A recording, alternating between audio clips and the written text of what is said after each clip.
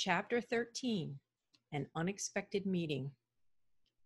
"Wake up, Digory! Wake up, Fledge!" came the voice of Polly. "It has turned into a toffee tree, and it's the loveliest morning."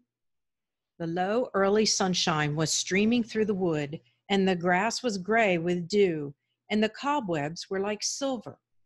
Just beside them was a little, very dark wooded tree, about the size of an apple tree.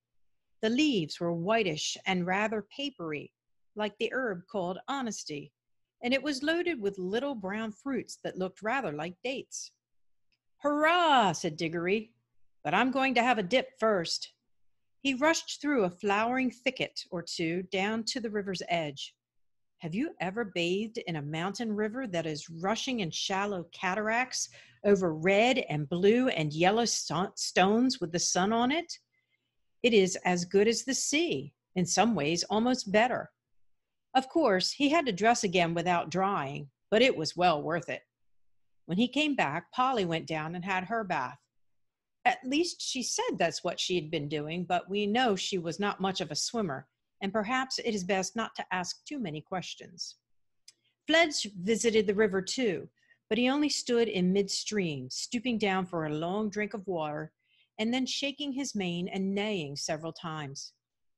Polly and Digory got to work on the toffee tree. The fruit was delicious. Not exactly like toffee, softer for one thing, and juicy, but like fruit which reminded one of toffee. Fledge also made an excellent breakfast.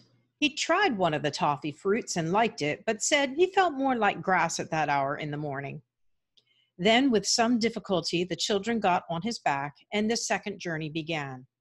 It was even better than yesterday, partly because everyone was feeling so fresh, and partly because the newly risen sun was at their backs, and of course everything looks nicer when the light is behind you.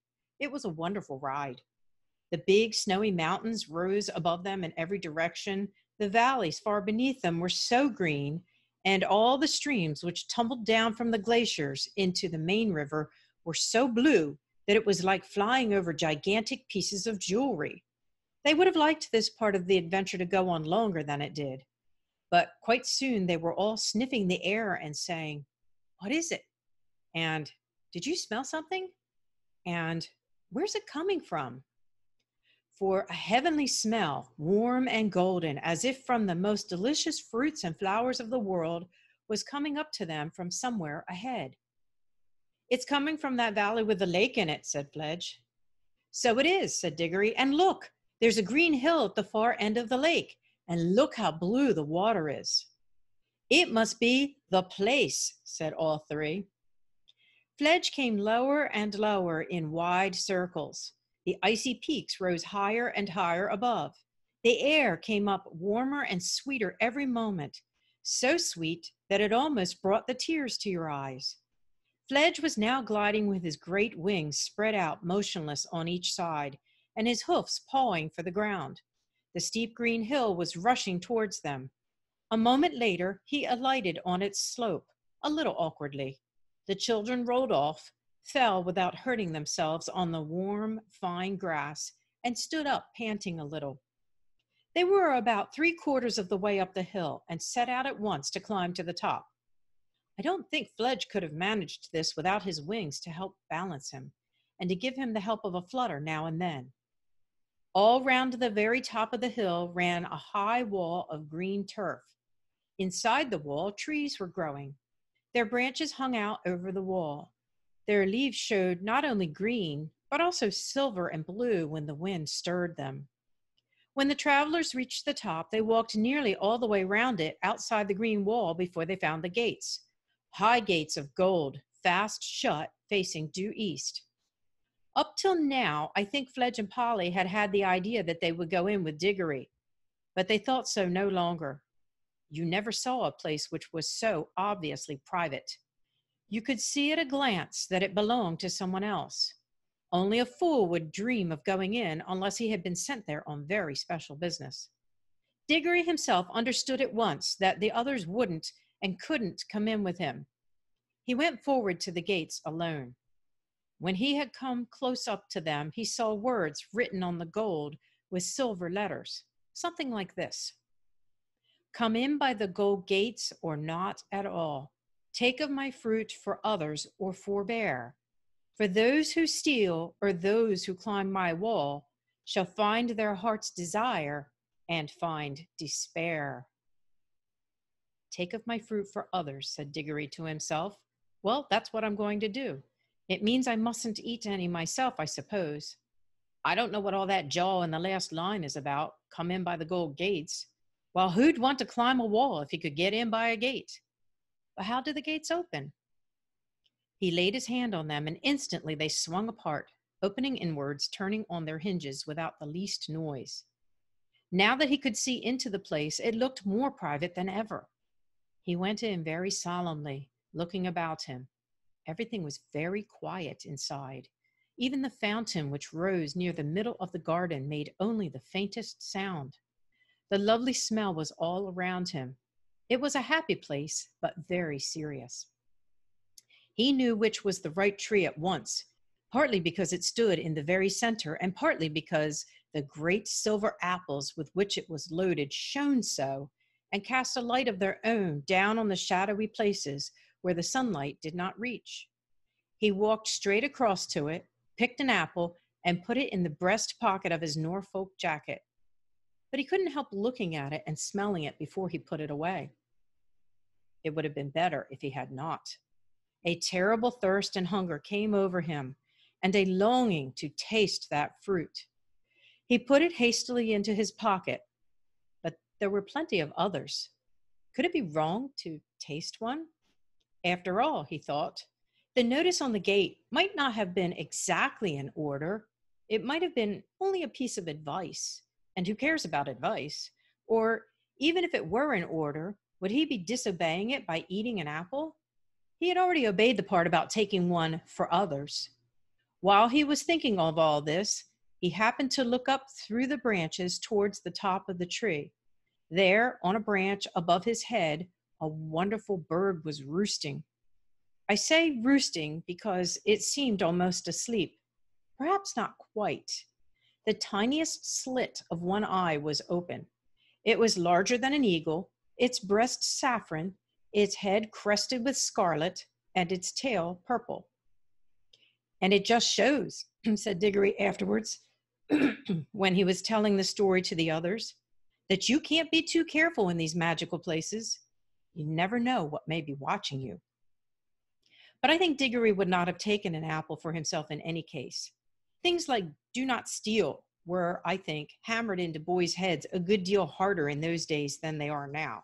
Still, we can never be certain. Digory was just turning to go back to the gates when he stopped to have one last look round. He got a terrible shock. He was not alone. There, only a few yards away from him, stood the witch. She was just throwing away the core of an apple which she had eaten. The juice was darker than you would expect and had made a horrid stain round her mouth. Digory guessed at once that she must have climbed in over the wall. And he began to see that there might be some sense in that last line about getting your heart's desire and getting despair along with it. For the witch looked stronger and prouder than ever, and even, in a way, triumphant. But her face was deadly white, white as salt. All this flashed through Digory's mind in a second. Then he took to his heels and ran for the gates as hard as he could pelt, the witch after him. As soon as he was out, the gates closed behind him of their own accord. That gave him the lead, but not for long. By the time he had reached the others and was shouting out, "Quick, get on, Polly, get up, Fledge," the witch had climbed the wall or vaulted over it and was close behind him again. "Stay where you are," cried Digory, turning round to face her, "or we'll all vanish. Don't come an inch nearer." "Foolish boy," said the witch, "why do you run from me? I mean you no harm. If you do not stop and listen to me now, you will miss some knowledge that would have made you happy all your life." "Well, I don't want to hear it, thanks," said Digory. But he did. "I know what errand you have come on," continued the witch, "for it was I who was close beside you in the woods last night and heard all your counsels. You have plucked fruit in the garden yonder. You have it in your pocket now, and you are going to carry it back. untasted to the lion, for him to eat, for him to use. You simpleton! Do you not know what that fruit is? I will tell you. It is the apple of youth, the apple of life. I know, for I have tasted it, and I feel already such changes in myself that I know I shall never grow old or die. Eat it, boy, eat it, and you and I will both live forever and be king and queen of this whole world, or of your world if we decide to go back there. No thanks, said Digory.